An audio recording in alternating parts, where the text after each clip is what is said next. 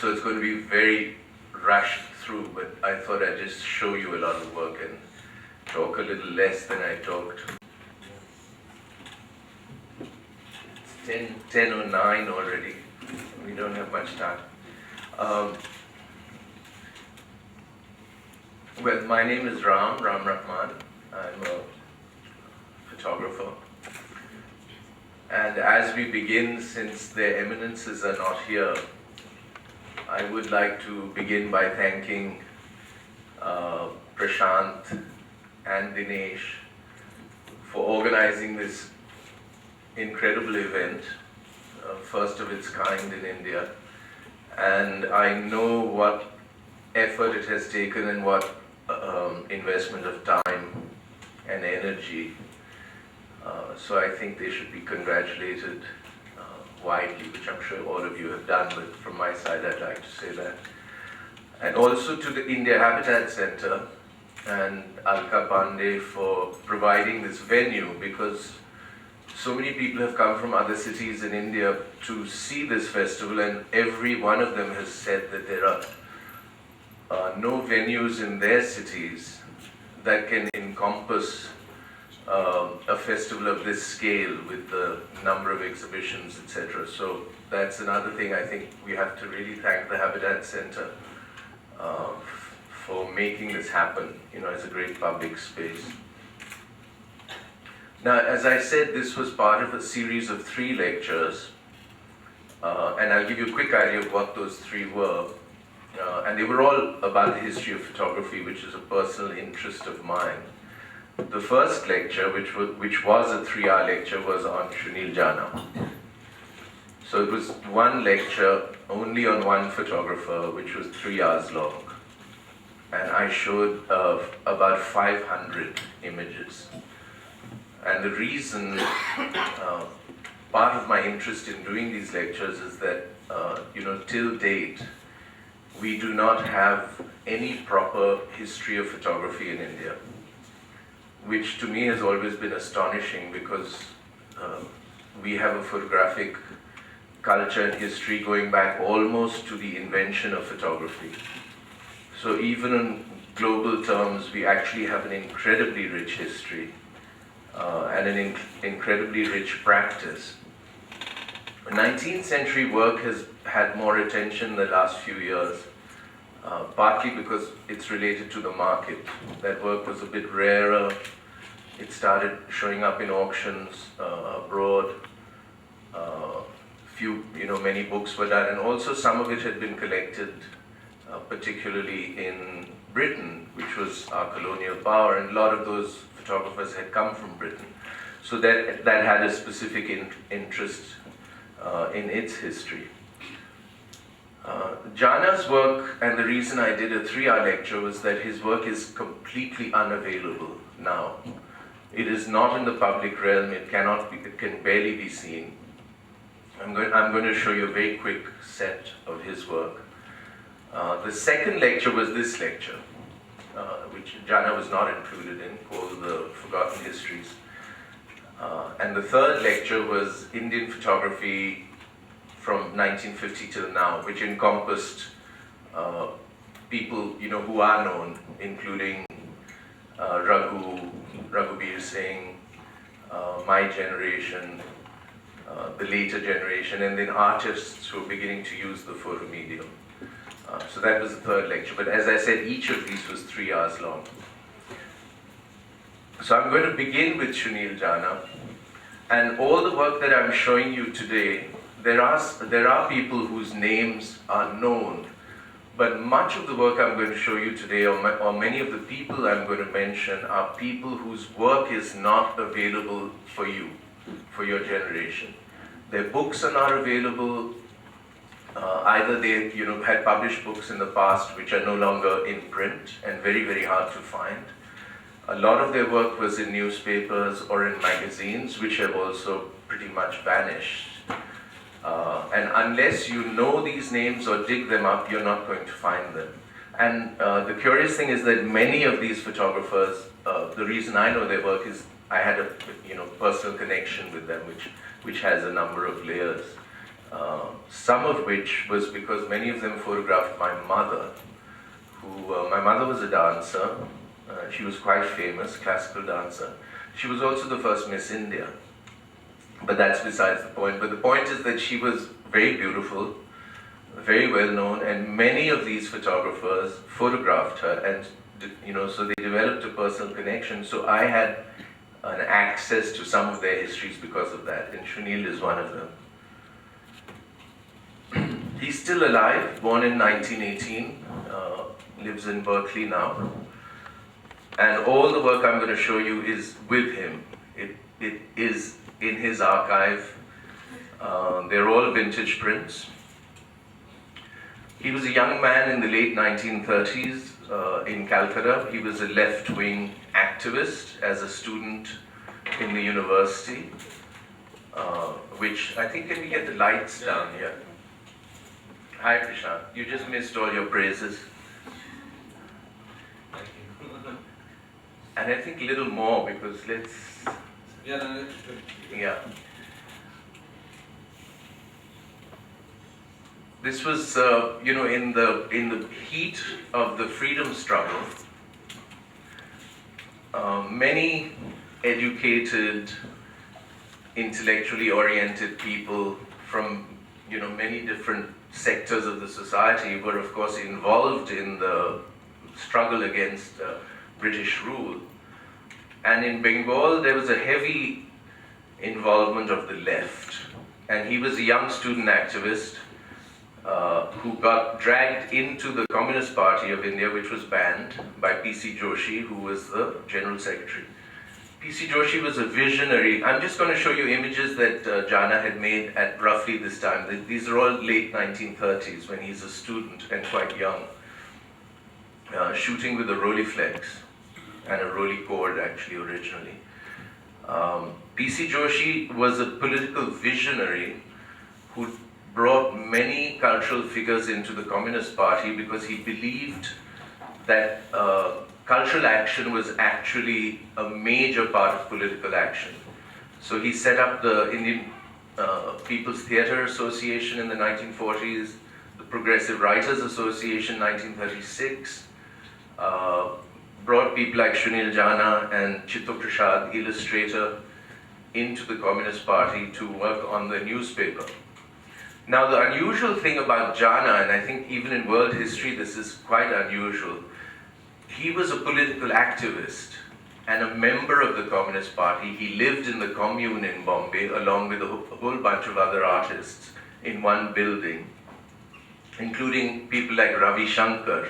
People forget that someone like Ravi Shankar has a history like that.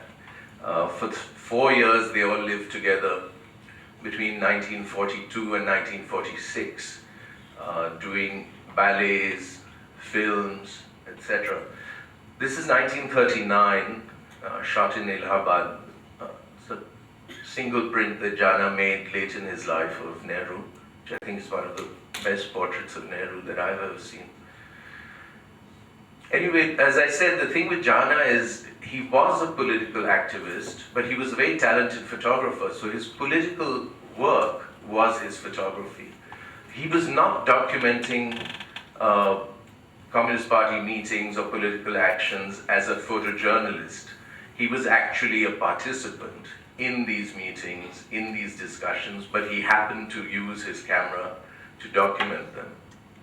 He got thrown out of the party when it splits at independence, but the ethos that got ingrained in him through the communists, he retained through his whole life. And he became the most incredible documenter, an epic document of the last decade of the national movement, the 1940s, and the first decade of the new India, the Nehruvian India. And I have not seen any other document, either in literature or in cinema, that matches what this man has. This is Kalpana Joshi. That was P.C. Joshi, the last picture, sorry, who was the General Secretary. He's about 35 years old when he inducts all these people into the party, and they are all about 22 years old. So they're very young. This is Kalpana Joshi, who's married to P.C. Joshi, and she was in the Chittagong Armory raid, jailed by the British for many years, and then given clemency on the appeal of Gandhi. Jana became famous in 1943 during the Bengal famine, the Great Bengal famine. This is one of the pictures that made him a legend. The British had banned the party. They didn't want news of the famine to come outside Bengal because the war was on, and actually the famine was a man-made famine created because of war policy by the British, and also because of repression for the Quit India movement, which had happened the year before. The Communist Party had joined the Allies in the war effort, and therefore the ban had been lifted. So the British couldn't ban their newspapers at this time, and it was through the Communist Party newspaper that the news of this famine traveled across India. And you must remember that many of the pictures I'm showing you are in a situation where there is no television. Print medium is the primary medium. Early on, of course, under British censorship, there was much less news about events like this. So you have to understand the context and the times of these pictures, very different from now. Jana was a meticulous craftsman and artist. Though he was making pictures like this, I find this amazing because this is almost like a beautiful landscape picture, but has this horror going on in the foreground. He was a very self-conscious artist in every sense of the word, even though he might be photographing the famine like this.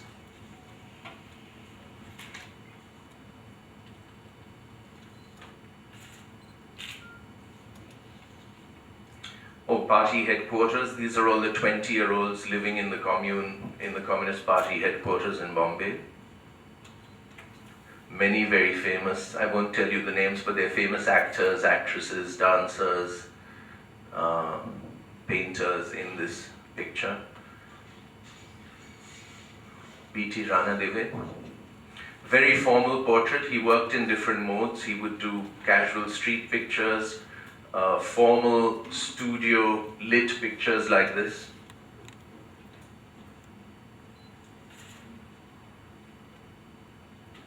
E.M.S. Nambudripad, young from the Kerala party. Deena Pathak, the actress. Ali Sardar Jafri and Kalpana Joshi. These are pamphlets that Chitta Prasad and Jana were doing for the party. This was where you saw their work besides the newspaper. And you see these doing very ordinary pictures of Kisan, farmers' meetings in Andhra, etc. And Chitta Prasad is doing these drawings which are quite remarkable. There was a beautiful exhibition just now, retrospective of his work in the Delhi Art Gallery.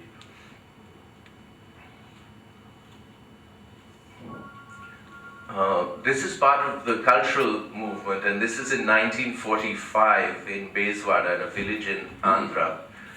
And it shows you the internationalism at the time, because this is a kolatam, a dance on the defense of Moscow. Moscow is under siege at the time by the Nazis, and in this village in Andhra Pradesh there is this performance in support of the resistance to that siege in Moscow. Kisan Sabha. That's Margaret Burke White in the center with Jana, who's on the left.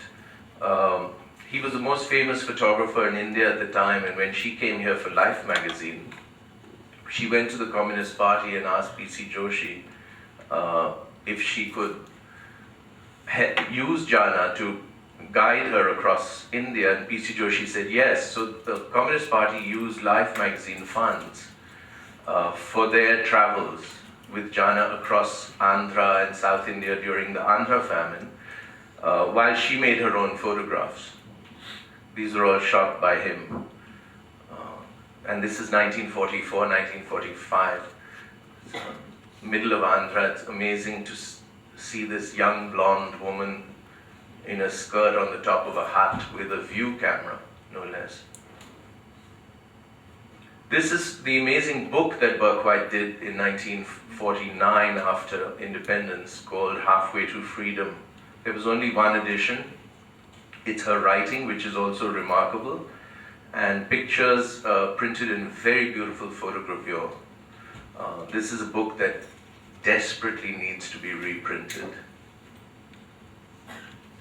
The strange thing about Jana and Burke-White working together at this time is that Jana did not have a flash.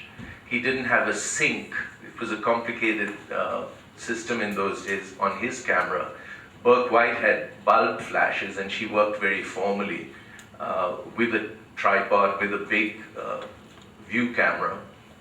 So what Jana would do is he would stand on the side and open the lens of his camera, open the shutter, and say, "Okay, Peggy." He called her Peggy.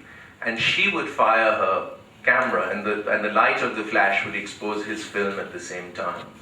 It's the only instance I know of two photographers literally making separate pictures at exactly the same instant.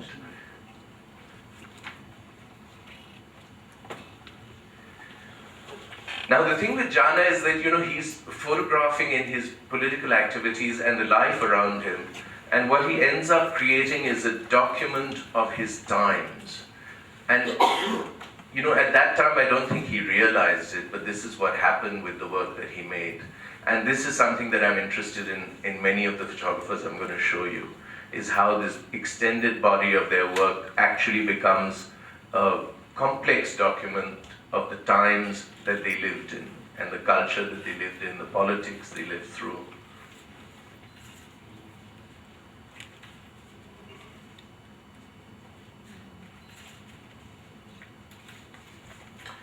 These are victims of the naval mutiny killings in Bombay. Refugees crossing at partition from East Bengal at night. Killings in Calcutta. Refugees again, 10 years, almost 7 years later after the famine. There's cycles of refugees in Jana's work. Jamini Roy, the artist, Bari Ghulam Ali Khan, Jai Prakash Narayan, Rajaji, Shanta Rao. And that's my mother, and that's the connection with Jana, because he photographed her in 1914, started photographing her in 1949. That's my mother also. In the 1950s, he had to earn a living, so he got assignments shooting industry. So he became the documenter of the new industry, jute, coal, steel, in Bihar, Bengal, Durgapur, Odisha. And these pictures were very influenced by Burke-White, because she'd shot in the US extensively.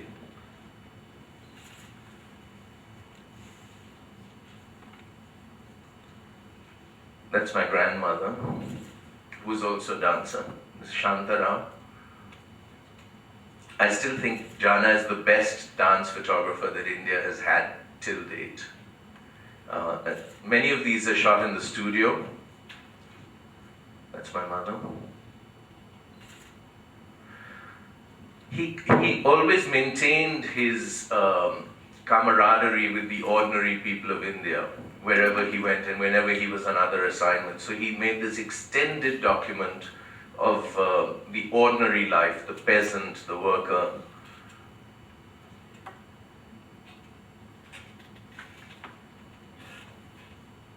These are through the 1950s.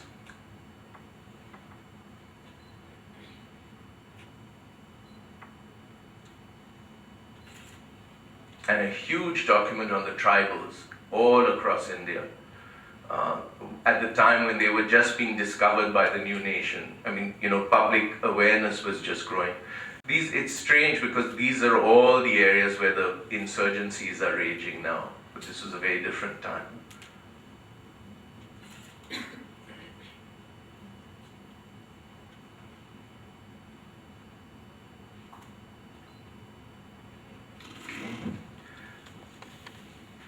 I'm going to race you very quickly through some of Burke White's work.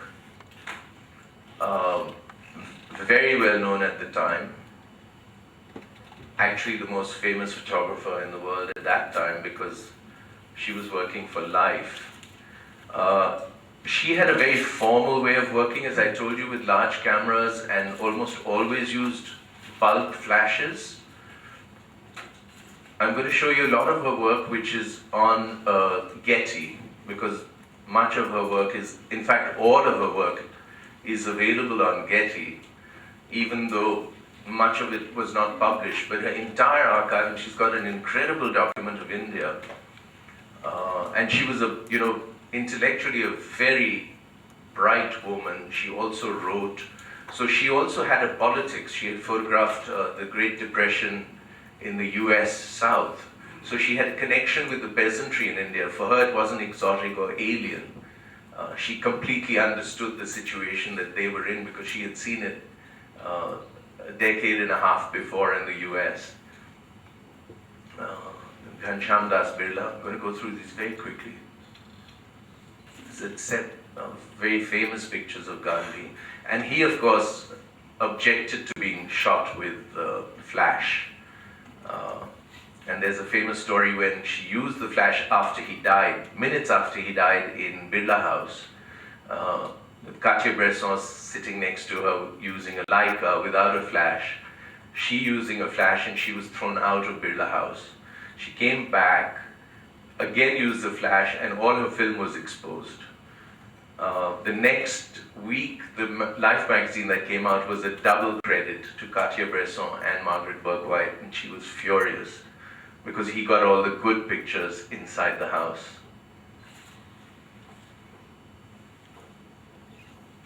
These are all available, by the way, on the Getty site, and that's one thing I want to tell you, that this is a way of accessing some of this history.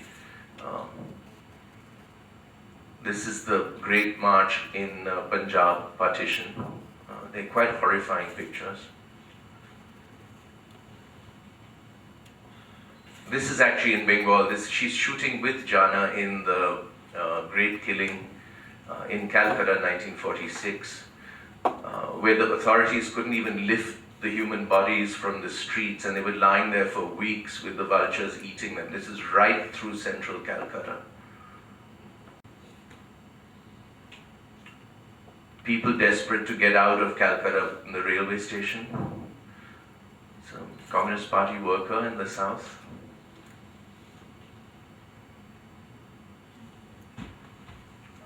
Wonderful interior pictures of Nehru, of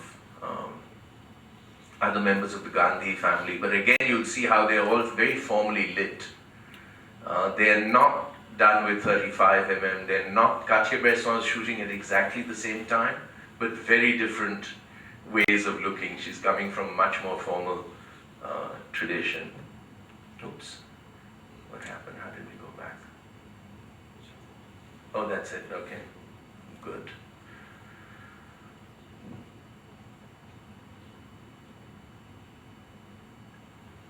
This is the, actually there are some more, but I don't think we need to see more.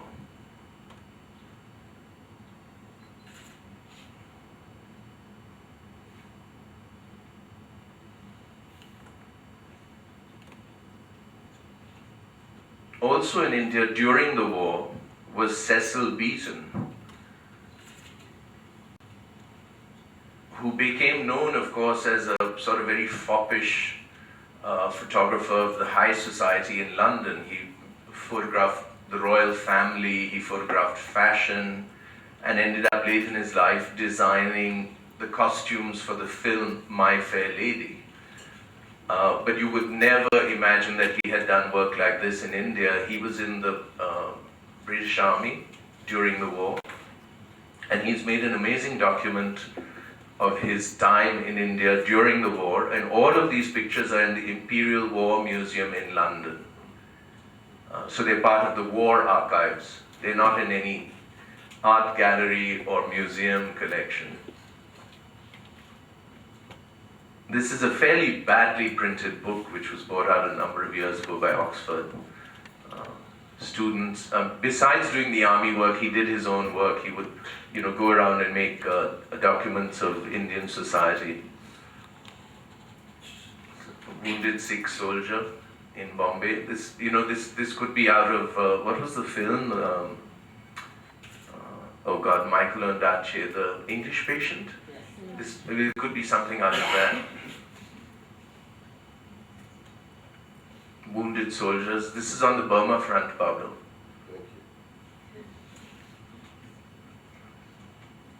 Calcutta. Bangalore. This is Ram Gopal, also famous dancer. And this is in the northwest. This is the Khyber Pass.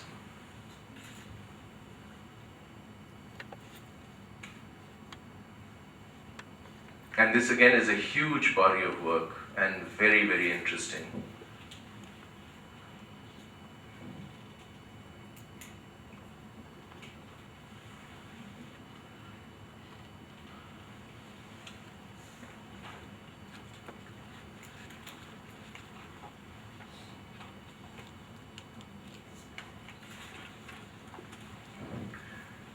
A.L. Syed, who came from family Muslim brothers who were photographers in Gujarat, in Palanpur, princely state, kind of elite Muslim family, but they started a photo studio. And he comes from a tradition which was partly pictorialist, where we have an old pictorialist tradition which came out of England in India, of photo clubs, people making these, very darkly printed romantic landscape pictures, pictures of flowers, pictures of people with flowers superimposed on them. And it's a strong tradition which is still running today with all camera clubs all over India, and it's a tradition that we tend to disregard or ignore. And A.L. Syed was one who kind of straddled. He had a pictorialist sensibility, but did documentary work as well. And picture like this was very, very famous in the 1950s. And this is the time when the peasant is still a hero in India, and it's the times of, Dharti Ke Lal and films coming out of Bombay, heroicizing the struggle of the peasant. Times have changed. So this became like an iconic image, and I'll show you later how it gets reproduced in Life magazine. A.L. Syed started photographing like Pablo for the film industry early on in the 50s. I think this is during the shooting of Mughal-e-Azam. I've forgotten the cinematographer's name. He died a few years ago, lived in Gurgaon. These are the brothers. This is in Bikaner in 1925. And this book, by the way, which is very rare to find, was done by Mappin, but almost no one has ever seen it, was edited by O.P. Sharma, the photographer who I'm going to talk about, who is Pablo's guru.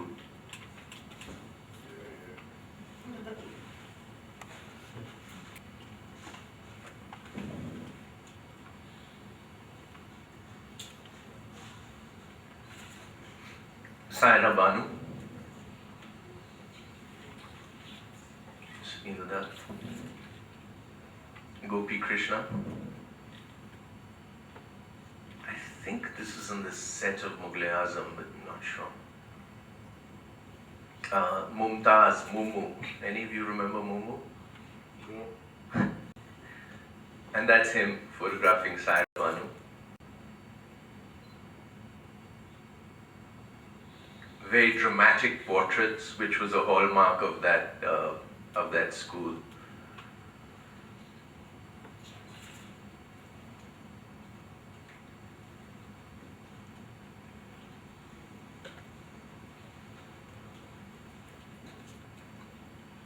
Keeping an eye on the time.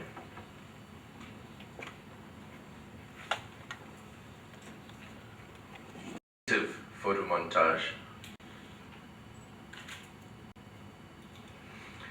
And he used to do a lot of advertising work in Bengal, and that's also my mother. And that's a hand-colored picture, actually.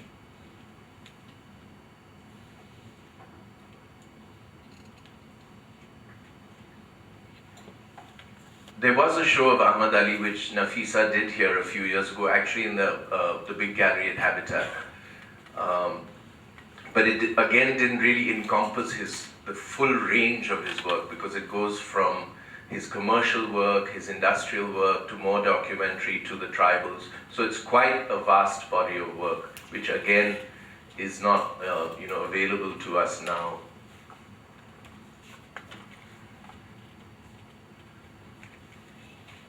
Very little known, essentially a talented amateur photographer.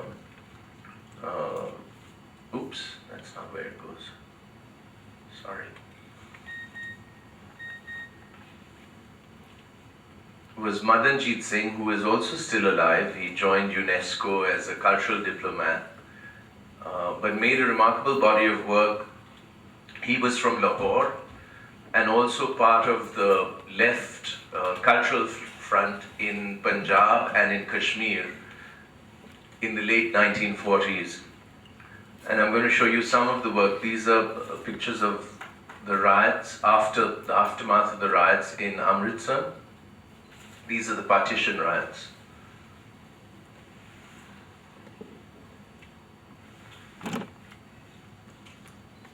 An exhibition he did in Lahore in 1947, in April, just a few months before partition, which is about the people of India. So in a way it was an exhibition making a statement against what was happening with the communal violence which had erupted in Punjab.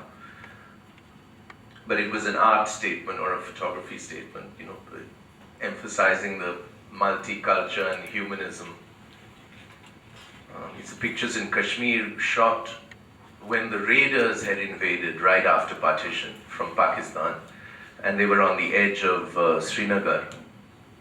This was a street poet, Asi, whose songs against the raiders and for the defense of Kashmir became hugely popular. This was the civilian militia which was set up to defend Srinagar, the women's militia, and group of famous left-wing writers, that's Khwaja Ahmad Abbas in the Scarf, who wrote some of the great film scripts in the 1940s. He was a member of the Communist Party and then wrote a lot of Raj Kapoor's films in the subsequent years. Rajinder Singh Bedi, and many Kashmiri writers who were part of the Kashmiri left. These are the ruins of Uri. The whole town was raided and blown up on the Jhelum by the raiders.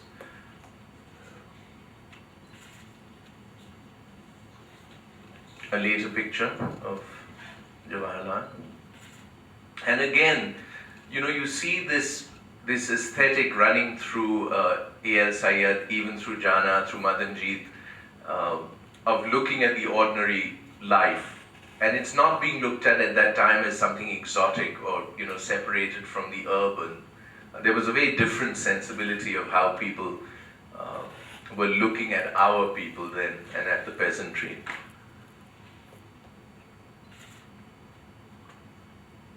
These are refugees from partition in Delhi.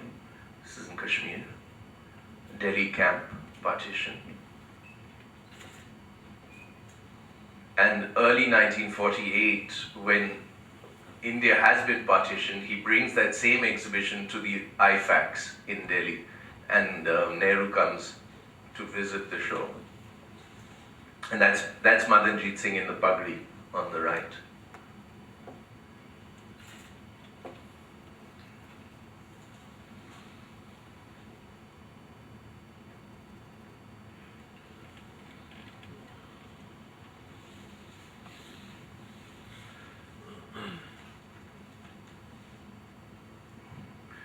Very different practice, but I want to include a variety of practices also. This is J.H. Thakkar, who was very, very famous in Bombay. He had a studio and made pictures, formal portraits of the movie stars in the 1950s. And his pictures are the classic photographs of the Bombay movie stars, of the Bombay industry. Beautifully lit, with very complex lighting, inspired a lot by some of the Hollywood photographers from the 1930s and 1940s. And he worked quite intimately with these stars because, he told me that they weren't necessarily for any particular film, but they would come to the studio and he would like spend the whole day with them just shooting with different props and different clothes. And this, of course, Raj Kapoor and Nargis at the height of their affair. Dilip Kumar. I have to go a bit fast. Is that Leela Naidoo? No, I don't know. It's Sadhana, I think.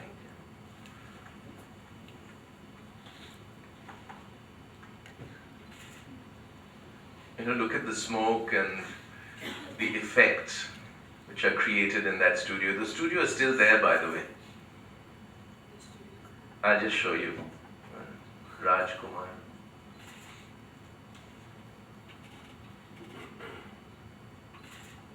I'm going to have to go a bit fast. Here it is. That's his son. Gosh, I've forgotten the name of the studio. Running through this. And he shot up until Madhuri Dixit, etc. He died a few years ago. So he crosses a couple generations.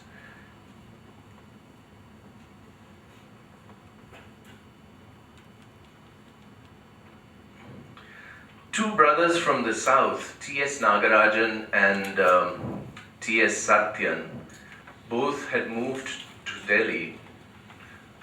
Both were working partly for the press, partly for government agencies, and then later on started working for foreign agencies. Both came out of Mysore, and I find their work fascinating because I find that it really reflects their roots in Mysore. There was this remarkable culture that evolved in Mysore in the 1940s in the Maharaja College there. The cartoonist Lakshman, the writer Narayanan, etc., all came from this one college along with these brothers. They were essentially contemporaries.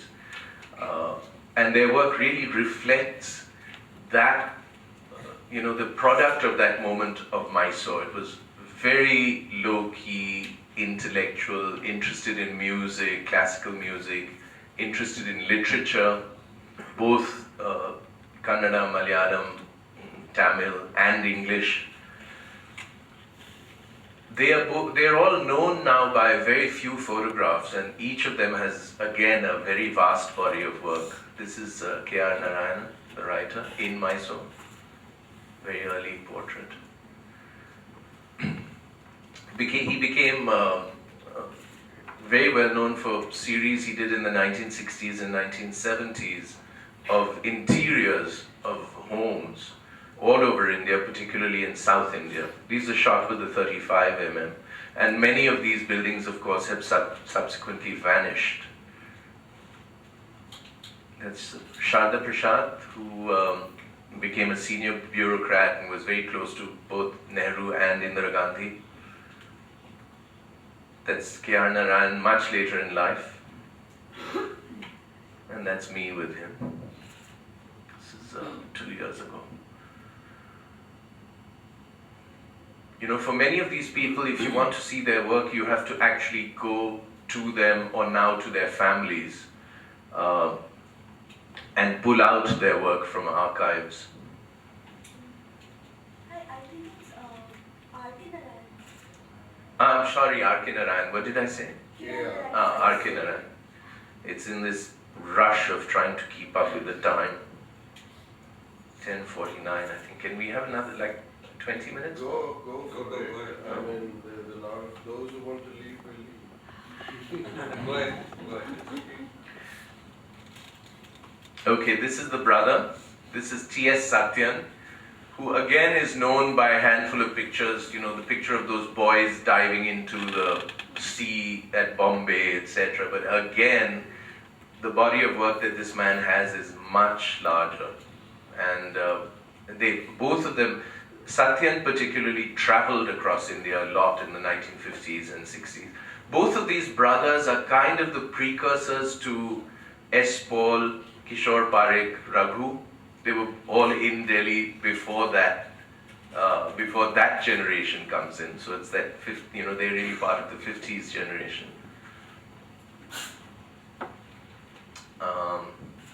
C.V. Raman, the scientist in Bangalore. I showed this in Bombay, and one of the descendants of Raman, who's a scientist, actually recognized the desk. This is from the Raman Research Institute in Bangalore. And Gayatri Devi, campaigning, I think this was her first campaign.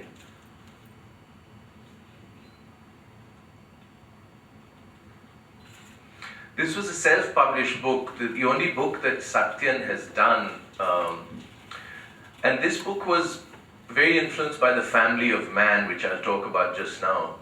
And it was about following people from birth to death, which was a kind of idea which was very prevalent in the 1950s, this kind of, that all humanity is the same, and that we all are born, we live our lives, and we all die, and there's a kind of equivalence across the globe, across classes, across cultures.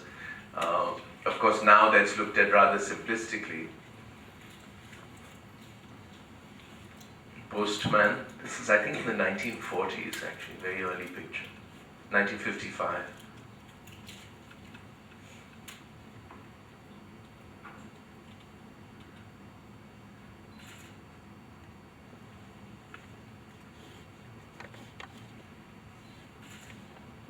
But there's a terrific humanism to the pictures of both these brothers, which is very striking. There's a real interest. There are more. I don't know why these are all not running. Let's quickly go through these.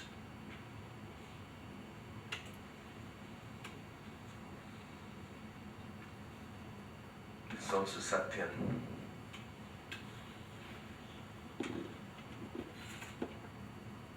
This is somewhere near Mysore. Oops. Why is this happening? It's getting stuck for some reason. Anyway, we don't have much time, so.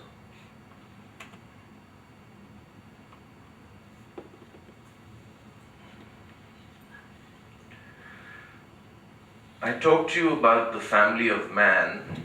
That was an exhibition which was done in New York by Edward Steichen. It was done in the Museum of Modern Art, and the whole premise of that show was what I said, this kind of the family of man, this equivalence, except that was, cultures from all over the world. It was Japan, China, the Eskimos. So the idea there was that, when they showed birth, they showed birth across different cultures: Africa, New York, France, China, the Eskimos. There was this equivalence that we are all the same. It was a hugely influential exhibition done in, I think it was 1955. Bob, do you remember the date? It was roughly, I think it's about 55. Yeah. And unusually, that exhibition traveled to India and was shown in 5 cities. And it was a huge exhibition in the late 1950s. It had a huge impact in India. And one result was this. There was this big exhibition done in India, which was a kind of equivalent to the family of man. And that was published in an issue of Marg, the art journal which came out of Bombay. This again is very little known and very little seen. It's a remarkable document with a lot of writing. There was, remember, very little writing on photography in India at that time. This issue of Marg was a document of the exhibition which was done, the same idea, but only in India. I mean, only geographically encompassing only India. And the people in this are Ashunil Jana, A.L. Sayyad, Unwala, Chinwala, who were some of the more pictorialist photographers, Jitendra Arya, number of names who are now forgotten but were major figures then. You'll see that A.L. Syed picture that I showed you on the right.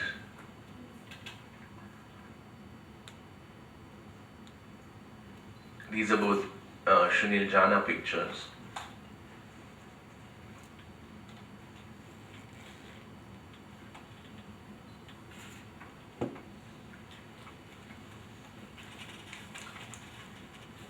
This is a 1961 issue of Marg.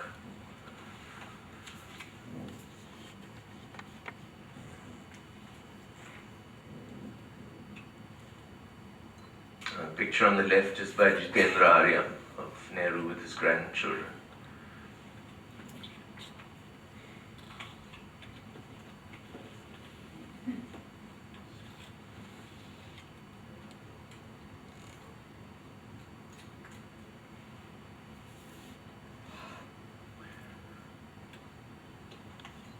Kishore Parikh, whom you have heard about, I don't know if anyone showed any images of Kishore in these last few lectures. Has anyone? So I don't think Swapan showed them either.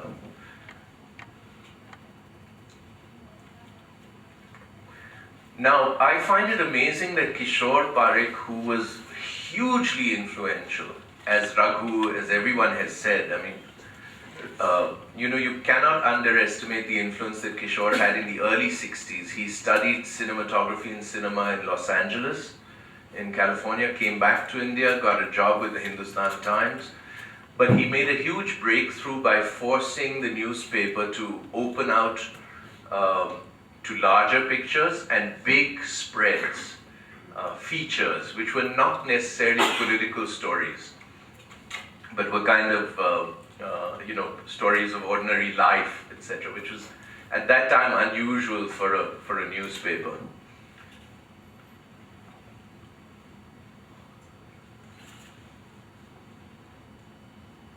Kishore should have been in the street photo show, actually, Yeah, really. because these are very early. His material is mostly lost.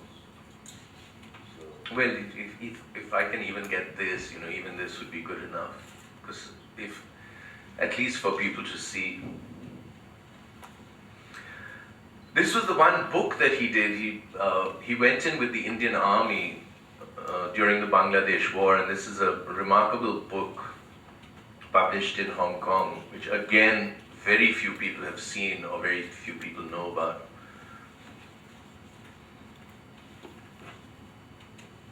where was this copy from? From my bookshelf. Everything I'm showing you is with me.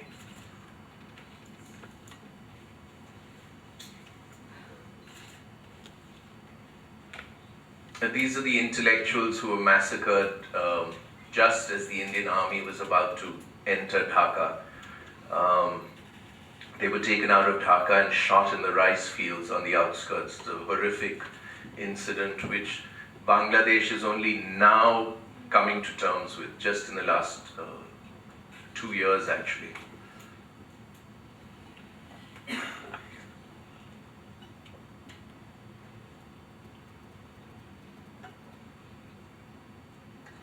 You don't normally see, war pictures in our context. You saw a little bit during China, etc. But Kishore's work is quite striking. And again, it's a large body of work.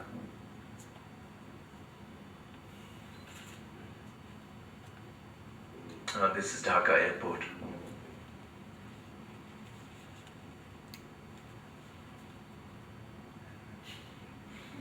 It's checking for weapons, inside the lungi, because you never knew who was a civilian, who was a, Pakistani allied guerrilla fighter. There was this very messed up situation in Bangladesh at the time.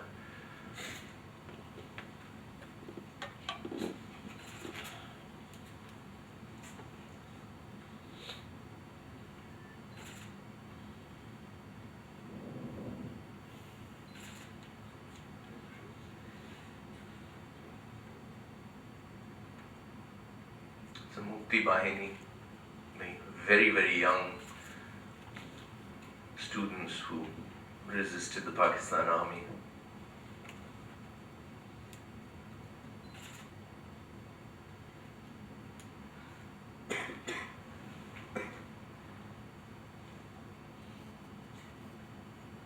That's Kishore.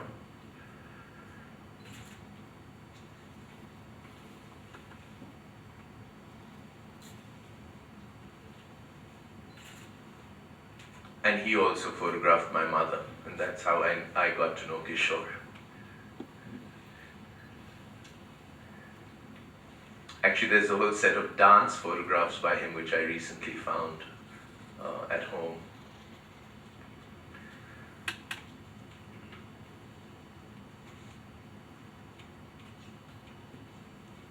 How about that?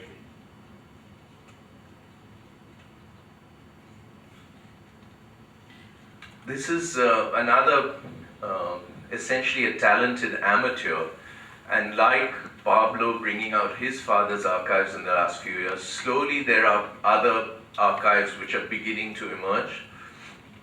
And this was a set of pictures done by Ram Dhamija, who was a very talented amateur. He was not a professional photographer doing it, for a living or publishing at the time. But these pictures were brought out by his son Rehman, who's become a cinematographer, just before Ram died about 2 years ago.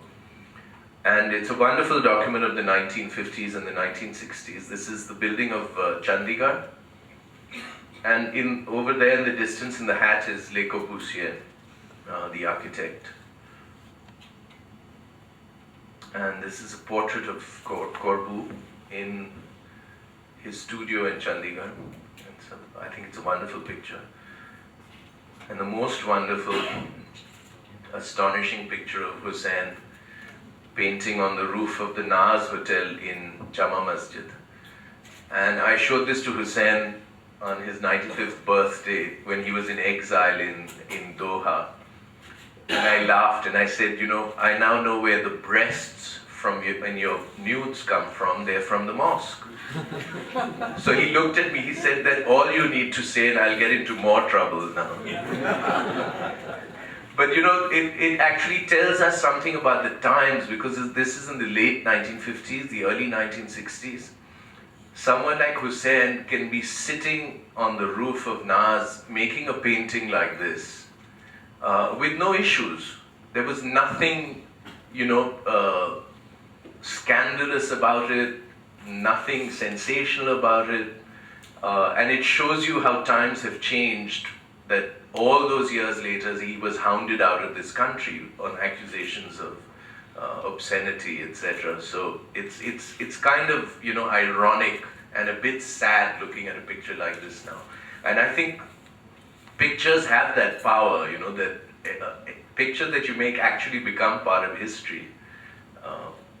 Sometimes inadvertently, very often inadvertently.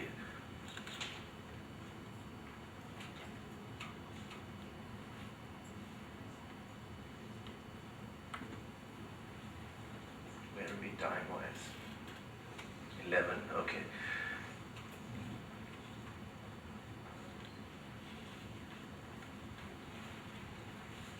Many photo studios existed in India, and I think that that's an entire history which has not been examined, because they do have, they did play a very major role in cities all over India. That little piece, the Xerox piece I gave you, has some of the names, but very few. And again, this lecture is not a comprehensive lecture, it's just about a few people, and particularly people that I was interested or had access to. This is Madan Mahatta of the Mehta family, who had a studio still in Connaught Place. And for me, the most remarkable work that Madan did was his architectural photography. Again, this is an area of photography which is not really looked at very seriously. My dad was an architect. I started doing architecture photography, so I developed an eye at looking at, and this is the US Embassy. Of course, in the days before high security.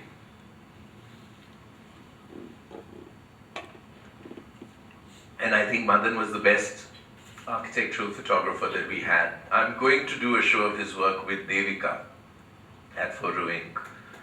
Um, because I think he really deserves a look and to be recognized for the remarkable work he did. And it's also the moment when there's some seriously good architecture being made in India. It's that later Nehruvian moment of really good modernism, which is now completely gone because we have all this crap which is coming up in Gurgaon, all mirror glass horror monstrosities. But this was a generation of architects who were modernists, but working within the Indian context, economically and culturally. So it's a really amazing document of that moment. This is the Sri Ram Center, Delhi. All of these are Delhi pictures because Madan was based here. The architect is Shivnath Prasad. This is the STC building, Janpat, Raj Rehman, architect. The interior of the American Embassy, which was designed by Edward Durrell Stone, American architect. This is the house of Achyut Kanvinde, who was the great architect. And that's Kanvinde sitting in his chair. This was kind of the aesthetic of that new Delhi at that time. This brick and white wall modernism with moras, handloom fabrics. This you will never recognize. These are DDA flats in Saket in their original avatar, which was done by Kuldeep Singh.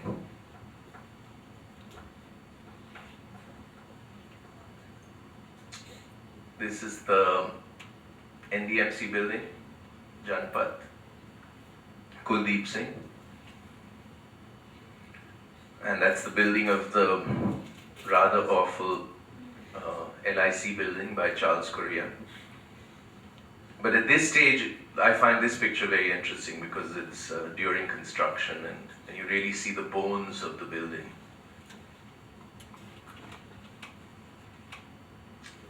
In IIT in Delhi, this is, oh God, what's his name? The architect, he'll just come back to me. J.K. Chowdhury, who had come out of the atelier in Chandigarh, influenced by Corbu. Wonderful staircases you will see in these pictures. This is IIT. That's the Ashoka Hotel. And Madan actually makes it look elegant. This is also the IIT. Very inventive buildings, the IIT buildings. It's also the Ashoka. It's IIT.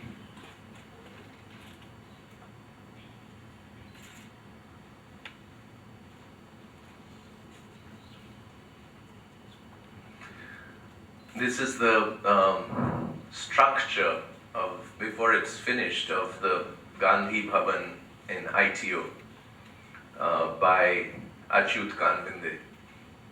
And I love this picture because it's almost like a sculpture,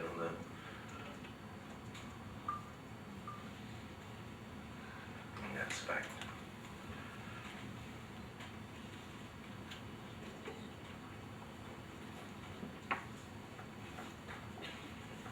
Almost through. I'll go through very quickly with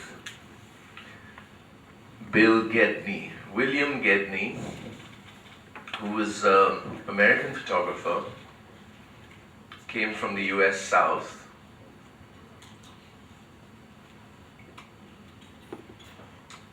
He was a kind of eccentric character, and the reason I'm showing you his work is he worked a lot in India in the 1960s and in the early 70s. And the connection with Bill Gedney is actually Raghubir Singh. Raghubir, who I'm not talking about in this lecture because his work is around, but Raghubir was making, fairly ordinary photojournalist type of work in the late 60s, and he met Gedney in Calcutta. William Gedney was part of the street photography scene in the US, and a very serious part of it. He was a contemporary of Lee Friedlander, Gary Winogrand, a little earlier Robert Frank, and the kind of street work that whole group had evolved, working with the 35mm camera, black and white film, in the 1960s. Gedney was a very unusual practitioner because in a way he had a little more humanist vision in his pictures. Bill Gedney was also gay, and I'll show you some of the pictures because you can see that interest in what he's looking at when he comes to India. But his Indian pictures for me are quite unusual because they don't have an exoticization. You know, he's really looking with great interest at what he sees. And the range of his work, all of which, by the way, Gedney almost never showed when he was alive. He died of AIDS. And I had met Gedney through Raghubir in New York many years ago, and he was a remarkable man. His entire body of work is in the Duke University Library, and all of it is now accessible on the net in very high resolution. So any of you who are interested in seeing his entire body of work, it's William Gedney, Gedney. This is Calcutta.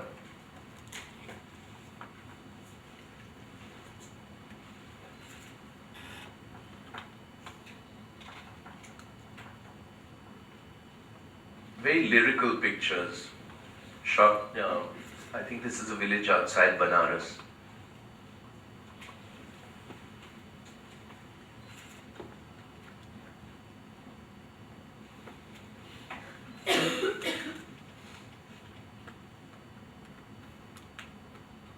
This is in Calcutta. And if you look at a picture like this, you can see Raghubir. Years later, you see the direct influence, except that Raghubir only worked in color, which was the big difference. And this is a middle class household in Calcutta. Unusual for a photographer like that coming to make a picture like this, which is not an exotic subject. It's a very ordinary subject.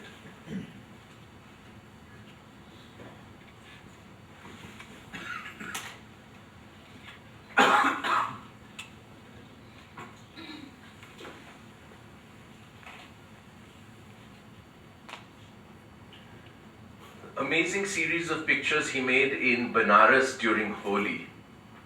And these are all very homoerotic because this is what happens on the streets. There's this whole celebration of, like a bacchanalia. And that's a gigantic penis made out of stuffed cloth, etc., that man is sporting. And this is all, this amazing drama that happened on the street. And I have never seen anyone photograph Banaras like this.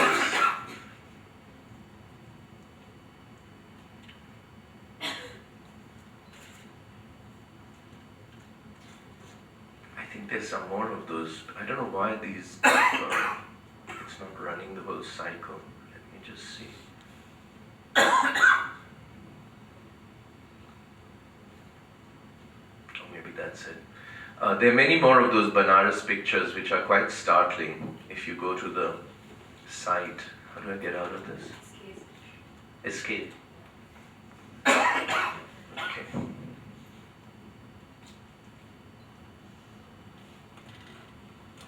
think how will we for time? 11:14. Let's see how much. 10 minutes? I think we've almost done it. I'll just quickly show you. Questions? Yeah. That was there for another reason. I didn't want to do sort of a Danita and Pablo thing of, daddy and mommy, but anyway, since Pablo's forced me to do it.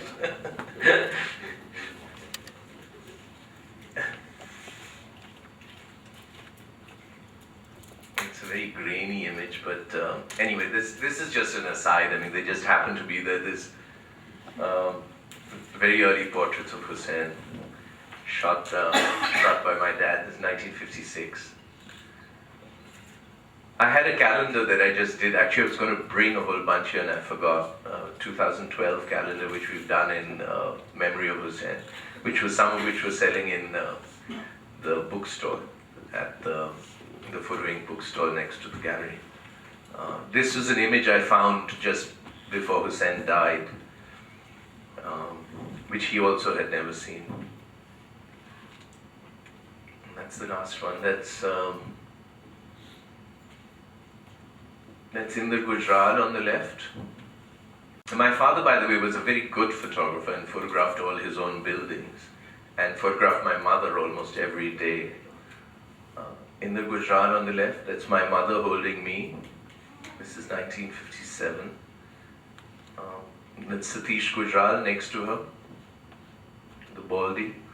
And next to Satish is M.F. Hussain. And next to him is Charles Fabry, who was a Hungarian art critic who had come to India and become a Buddhist. Very important critic, pre-Richard Bartholomew. Was a critic for The Statesman, for art, dance, theatre. Very influential man. So this picture is kind of a snapshot of the culture of Delhi in the mid-1950s. Satish Gujral, of course, the painter, and Hussain. Hussain and Satish were introduced to each other in our house. And I think I'll end there, get some questions. I'm sorry this has been a bit truncated because, as I said, this was actually a 3-hour lecture which fit between those other 2 lectures leading into the work that happened afterwards. So, thank you.